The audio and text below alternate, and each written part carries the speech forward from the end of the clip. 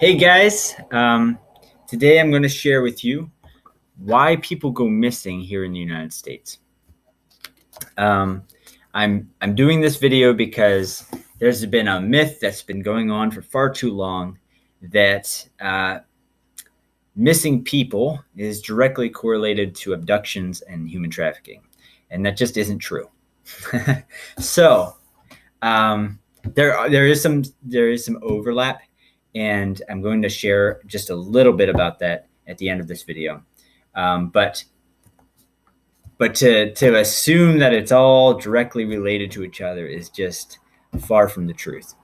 Um, so before we get started, I'm going to share some numbers with you because this year, actually not this year, sorry, and last year, 2019, we were at and I don't know what the numbers are for this year. We were at an all-time low for people going missing in the United States within the last 30 years. Yeah. Um, I don't know what the numbers were before 30 years ago. But in 1990, the numbers were 663,921 people being reported missing. Right. And right now, 2019, and actually 2017, 2018, 2019, the last several years, we've been lower than that. We've right now we're at an all-time low at 609,275. Now, in 1997, we were at our all-time high for missing individuals. We were at 980,712. That's a really high number. But since 1997, we have gradually been coming down, and that's a really good thing. And we can thank the Lord for that and pray that those numbers continue to go down. So when we look at a yearly report of all of the people who go missing, it's important to remember that people go missing for a lot of different reasons. And some of those reasons, the ones that I saw the most talked about, I'm going to share with you. It's also important to remember that that report does not tell you who was found again.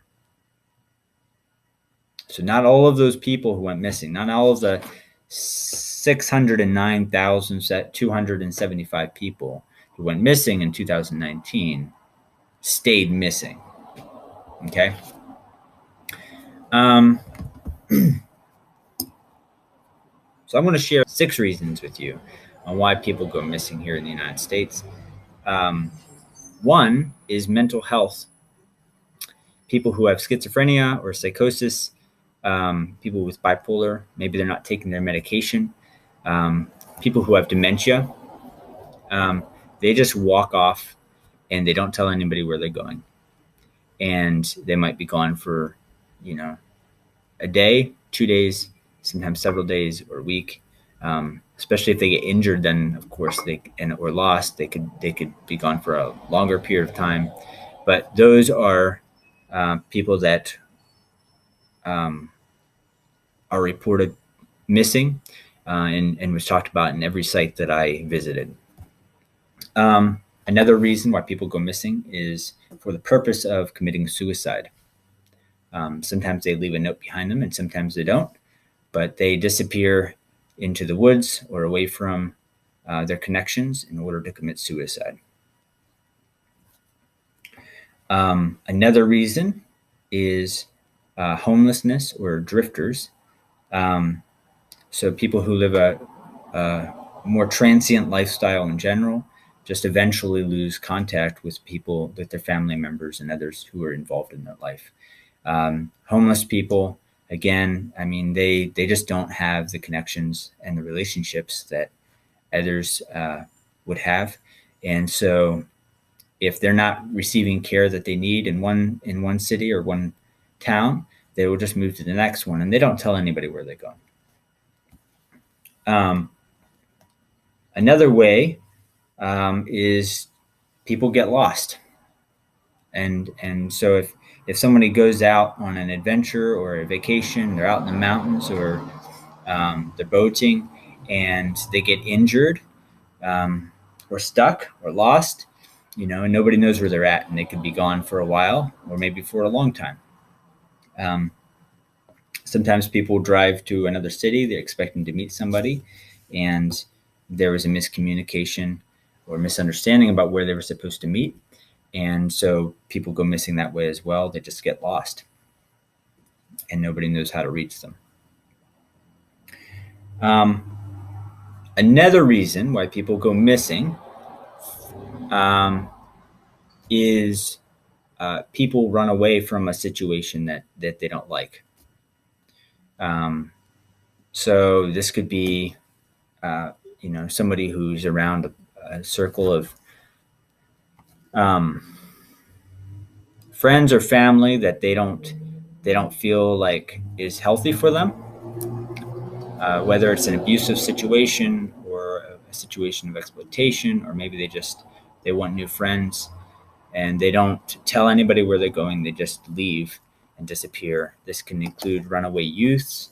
This could include wives who are fleeing from an abusive husband and want to keep things low key so that the abusive husband doesn't find them. People go missing in that way as well, and that's all included in the numbers of the reported people who go missing. Lastly, people go missing due to foul play or suspicious activity. And I want to make a note that only a small portion of the cases of people going missing are actually due to foul play. A small portion. This could include people who are going missing because they are criminals and they committed a crime and they want to not get caught. It could also include people who were victims of criminal activity. The victims of criminal activity could include kidnapping. It could include homicide, domestic violence, or human trafficking. Now, just because kidnapping and human trafficking are both forms of foul play, and we're talking about people who are missing, does not mean that they're related. People who are human trafficked can go missing. That very rarely happens through abduction.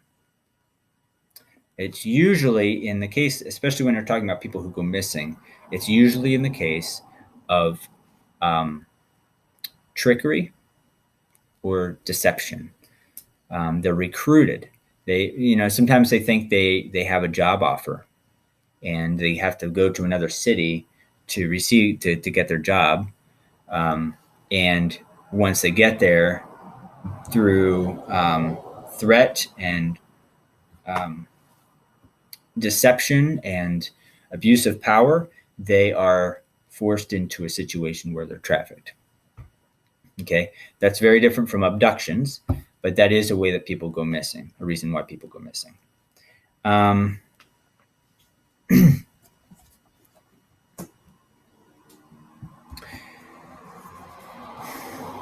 In another video, probably next week, I'm going to talk more in depth about why abductions happen. I think that'll be interesting for you to know. But the reason, again, I'm sharing this with you is because human trafficking is important to me. It's really important to me, and I want you guys to have an accurate picture of what's happening in our world, so that you can address the issue of trafficking and the real risk of trafficking happening within your family, your church, and your neighborhood, through prayer and action. And I believe that you can do that most effectively if you really know what's going on and aren't distracted by myths.